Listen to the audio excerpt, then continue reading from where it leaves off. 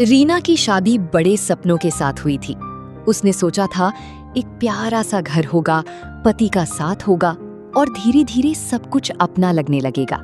शुरू शुरू में सब वैसा ही था जैसा उसने सोचा था, लेकिन शादी के कुछ महीनों बाद ही रवि के काम का दबाव बढ़ गया। उसे अक्सर दूसरे शहर जाना पड़ता था, कभी 10 दिन, कभी 15 दिन और कभी कभी तो पूरा महीना ही बीत जाता। रीना मुस्कुराती तो थी, लेकिन अंदर से कहीं खालीपन बढ़ता जा रहा था। घर में सास ससुर अपने कामों में व्यस्त रहते और दिन का सबसे लंबा हिस्सा रीना को अकेले ही काटना पड़ता। ऐसे में एक ही इंसान था जो चुपचाप उसकी इस खामोशी को समझता था, आकाश।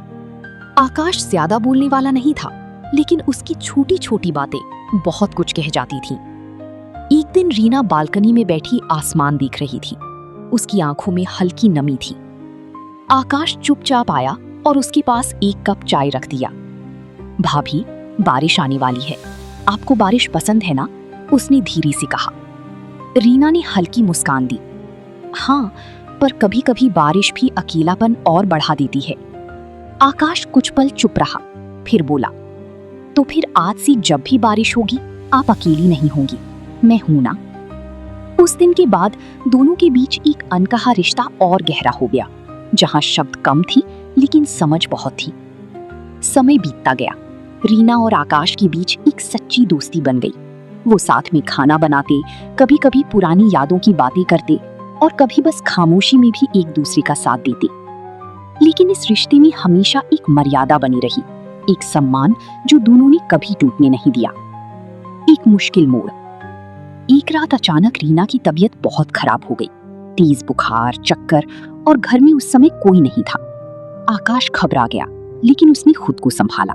उसने तुरंत डॉक्टर को फोन किया, दवाइयां लाया और पूरी रात उसके पास बैठा रहा। रीना बार बार नींद में कुछ बड़बड़ा रही थी, मुझे अकेला मत छोड़ो। आकाश की आंखें भर आईं, लेकिन उसने धीरे से उसका हाथ पकड़कर कहा, मैं कहीं नहीं जा रहा भाभी, आप बिल्कुल अकेली नहीं हो। सुबह तक बुखार थोड़ा कम हुआ। आकाश की आंखों में नींद नहीं थी, लेकिन सुकून था कि अब वो ठीक है। कुछ दिनों बाद रीना पूरी तरह ठीक हो गई। उस दिन उसने आकाश को बुलाया। आकाश, तुमने जो किया वो कोई अपना ही कर सकता है। उसकी आवाज हल्की सी भर आई थी। आकाश ने मुस्कुराकर कहा, भाभी, आप अपनी ही तो हो। रीना की आंखों में आंसू आ गए। कभी कभी लगता है अगर तुम नहीं होते तो मैं शायद टूट जाती।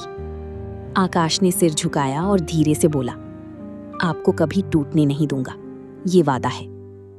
समय का बदलाव। कुछ महीनों बाद रवि का ट्रांसफर उसी शहर में हो गया। अब वो घर पर ज्यादा रहने लगा। रीना खुश थी क्योंकि उसका सपना फिर से पूरा हो रहा था। लेकिन अब सब कुछ थोड़ा बदल गया था। आकाश पहले की तरह हर समय पास नहीं रहता था। वो थोड़ा दूरी बनाने लगा था। एक दिन रीना ने पूछा, आकाश, तुम अब पहले जैसी नहीं रहे, सब ठीक है ना? आकाश हल्के से मुस्कुराया। सब ठीक है भाभी, बस अब आपको आपकी खुशियां मिल गई हैं तो मेरा काम थोड़ा कम हो गया है। रीना समझ गई, ये दूरी कोई मजबूरी नहीं, बल्कि एक सम्मान था उस रिश्ते के लिए। अंत, जो दिल छू जाए। एक शाम पूरे परिवार के साथ बैठकर चाय पीते हुए रीना ने चुपचाप आकाश की तरफ देखा।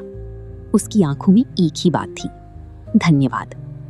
आकाश ने भी हल्की सी मुस्कान के साथ जवाब दिया, जैसे कह रहा हो, हमेशा।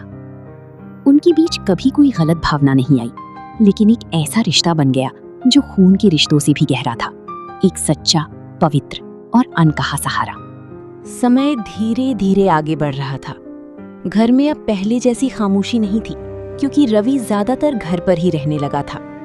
रीना के चेहरे पर भी अब पहले से ज्यादा सुकून दिखता था। लेकिन इस सुकून के पीछे एक हल्की सी कमी भी थी, आकाश की। आकाश अब पहले की तरह हर बात में शामिल नहीं होता था। वो अपने काम, दोस्तों और पढ़ाई में खुद को व्यस्त रखने लगा था। घर में रहता तो था, लेकिन जैसे थोड़ा दूर दूर। रीना ये सब महसूस करती थी, पर कुछ कहती नहीं थी। एक नई शुरुआत। एक दिन घर में खुशी की खबर आई, रीना मां बनने वाली थी। पूरा परिवार खुशियों से भर गया। रवि तो जैसे जमीन पर ही नहीं चल रहा था। सास ससुर की आंखों में गर्व और खुशी दोनों थे। और आकाश, वो भी बहुत खुश था, लेकिन उसकी खुशी थोड़ी शांत थी। उसने सबसे अलग जाकर भगवान के सामने हाथ जोड़कर बस इतना कहा, भाभी हमेशा खुश रहें। उस दिन के बाद से घर का माहौल और बदल गया। रीना का ध्यान अब और ज्यादा रखा जाने लगा। रवि ऑफिस के बाद सीधा घर आता, सास हर समय उसकी खाने पीने का ख्याल रखती। और आकाश, वो अब भी वही था, चुपचाप ध्यान रखने वाला। कभी बिना बताए फल ले आता, कभी डॉक्टर की अपॉइंटमेंट याद दिला देता, और कभी बस दूर से देख लेता कि सब ठीक है या नहीं। एक दिन घर में खुशी की खबर आई।